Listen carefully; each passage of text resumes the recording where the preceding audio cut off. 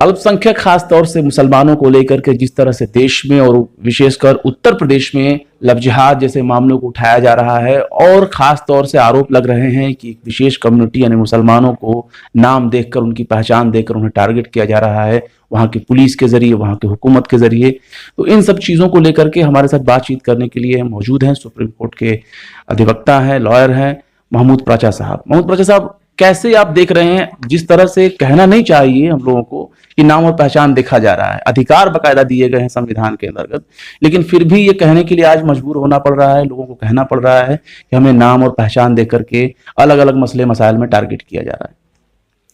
देखिए, मनुवादी मानसिकता जो है वो मुसलमानों को निशाना इसलिए बनाती है कि वो दिखावे का, सामने नजर आने वाला निशाना है, लेकिन उनका असली निशाना है SC ST और OBC और दूसरी माइनॉरिटीज जैसे सिखिज्म, जैसे सिख हैं, जैसे हमारे क्रिश्चियन भाई हैं और जैसे बौद्ध भाई।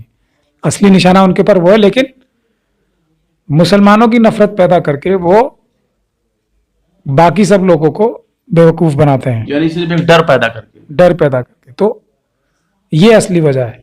तो हम पर जब से ये जो रेड की गई गैर कानूनी तरीके से और हमें मारने की कोशिश की गई और यहाँ से सरकार के खिलाफ सबूत छीनने की कोशिश की गई, उसके बाद से जितने भी हमारे दिल्ली शहर के ज्यादातर बड़े जितने भी शेड्यूल कास्ट ऑर्गेनाइजेशंस हैं, और उन्होंने एक इज्तिमा किया अम्बेडकर भवन में 3 तारीख को दिसंबर की, और वहां सभी की सहमति से, मतलब राय आम राय से ये तय हुआ कि हम ऐसा एक तत्काल संविधान सुरक्षा का एक सिस्टम बनाए जिसमें पुलिस कहीं भी ज्यादती करे, गैर कानूनी तौर से किसी भी नागरिक को परेशान करे, चाहे वो आम नागरिक हो या वकील हो या डॉक्टर हो या कोई प्रोफेशनल हो, सभी के साथ तो ज्यादती हो ही रही। या सरकारी विभाग जो है, सरकारी महकमे जो है वो कोई गलत काम करे, तो हम लोग कोर्ट में भी जाने से पहले हम मौके पर पहुंचकर, कोशिश यही हम करेंगे कि मौके पर पहुंचकर 5 मिनट के अंदर अंदर जो सरकारी अफसर हैं, पुलिस है, उनको मजबूर करें कि वो कानून के हिसाब से काम करें। हमारा कोई भी दूसरा रास्ता नहीं है, क्योंकि संविधान के हिसाब से सबको काम करना है। आर्टिकल 375 जो है संविधान का, वो ये कहता है कि सारे इदारे संविधान के अंदर रह के, कानून के अंदर रह के काम करें।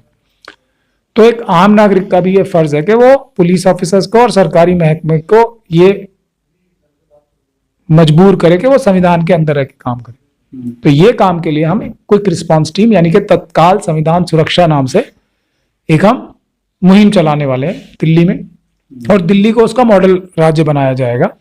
हम हर एक विधानसभा के हिसाब से, हर एक वार्ड जो कॉर्पोरेशन का होता है उसके हिसाब से एक टीम बनाएंगे, जिसमें वकील भी होंगे, जिसमें सोशल वर्कर भी होंगे, और वो जो पुलिस की ज्यादतियां होती हैं उसको मौके पे ही जाके रोकेगा और पुलिस को कहेगा कि आप कानून के हिसाब से काम करें। मतलब समाज के हर तबके से लोगों को इसमें इनवाइट किया जाएगा, और ये बहुत ही इसका पॉजिटिव रिस्पांस आ रहा है। हमारी मीटिंगें भी शुरू हो गई हैं उसके लिए। पिछले संडे को भी मीटिंग थी एक, जिसमें इस बात को पूरी तायद की गई। उसके लिए हमने एक वेबसाइट जो हमारी बनी हुई है, उसमें मिशन सेव कॉन्स्टिट्यूशन के तहत ही ये एक दिल्ली को मॉडल राज्य बनाया जाएगा जी। तो वो है इसका जवाब सही कि संविधान जो बाबा साहब ने सिखाया है हमें, बाबा साहब ने बनाया है जो संविधान, उसके हिसाब से सभी सरकारी कर्मचारी काम करें। अगर ये शुरू हो गया तो फिर मैं समझता हूँ ये सारी समस्याएं अपने आप दूर हो जाएंगी। तो दिल्ली में एक मॉडल बना के उसको हम रेप्लिकेट या उसको दोहराएंगे दूसरे राज्यों में भी। तो जैसा कि अक्सर ये देखने में आता है कि एक मुस्लिम क़यादत की बात आती है माइनॉरिटीज में, अक्सर उनकी आवाज दब जाती है, लीडरशिप की बहुत कमी होती है। तो क्या ये जो क्विक एक्शन टीम आप बनाएंगे, क्या इन चीजों को भी गौर किया जाएगा कि संवैधानिक तरीके से उनके जो अधिकार छीने जा रहे हैं उसमें उसको लेते हुए तमाम माइनॉरिटीज का जो है इसमें एक योगदान हो?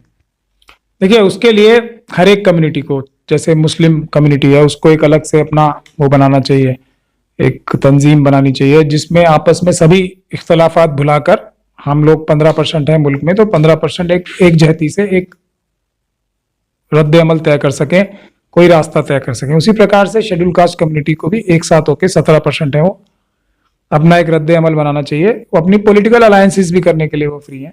उसी तरीके से ट्राइबल कम्युनिटीज हैं, वो 8 से 9% है हमारे मुल्क में, उनको भी एक अपना प्लेटफॉर्म पे आना चाहिए। सिख और क्रिश्चियन और बौद्ध कम्युनिटी को भी अपने अपने एक प्लेटफॉर्म पे आना चाहिए, तभी कुछ जो ये मनुवादी मानसिकता है उसके खिलाफ एक मजबूत अपोजिशन क्रिएट हो सकेगी। फिर पॉलिटिकल अलायंस, जैसे उसी प्रकार से ओबीसी भी है। अब ओबीसी 40% है इस मुल्क में, तो अब 40% ओबीसी हैं तो उनको भी तो ज्यादतियां हो ही रही हैं उनके साथ उतनी जबरदस्त ज्यादतियां नहीं हो रही जितनी बाकी एससी एसटी और माइनॉरिटीज के साथ हो रही हैं, लेकिन हो उनके साथ भी रही है। उनका रिजर्वेशन छिन रहा है, प्राइवेटाइजेशन हो रहा है, वो बिल्कुल तबाह बर्बाद हो जाएंगे ओबीसी भी। तो ये अलग अलग कम्युनिटीज को अपने एक प्लेटफॉर्म पे आना पड़ेगा और आपस में फिर अपने अच्छे अलायंस बनाने पड़ेंगे, पॉलिटिकल भी, सोशल भी और रोजमर्रा की जिंदगी में भी। वही इसका सही सोल्यूशन है, वरना ये जो भ्रष्टाचार, अत्याचार और जुल्म की जो सियासत चल रही है वो चलती ही रहेगी। तो उसको तोड़ने के लिए मैं समझता हूँ ये तो बहुत जरूरी है। अब एक जैसे कि सवाल होता है मुस्लिम क़यादत, क्या इसके लिए भी आप कोई अपील करना चाहेंगे? देखिए, आरएसएस मनुवाद की सबसे बड़ी ताकत है मुसलमानों के लिए नफरत पैदा करना।